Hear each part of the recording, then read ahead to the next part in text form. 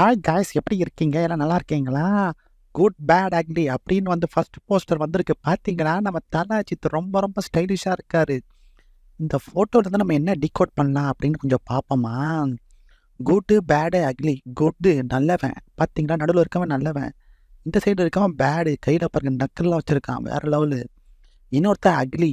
அவன் பாருங்க middle finger காட்டுறான். ஐயோ, இதுதாங்க கான்ட்ரவர்சி ஆச்சு. இப்போ லேட்டஸ்ட்டாக லியோ படத்தில் விஜய் கெட்ட வார்த்தை பேசலாம் சொல்லிட்டு கான்ட்ரவர்சி பண்ணாங்க. இதை சும்மா விடுவாங்களா? பட் ஆனால் இந்த படத்தோட குழு இதை யோசிக்காம விட்ருப்பாங்களா?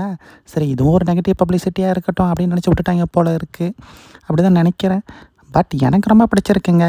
படத்தை படமாக பார்ப்போம். என்ன சொல்கிறீங்க நீங்கள்? இல்லை, நீங்களும் இதை கான்ட்ரவர்சின்னு நினச்சிங்கன்னா கமெண்ட்டில் போடுங்க. அது மட்டும் இல்லை, பாருங்கள் டேபிளில் பல கன் இருக்குது.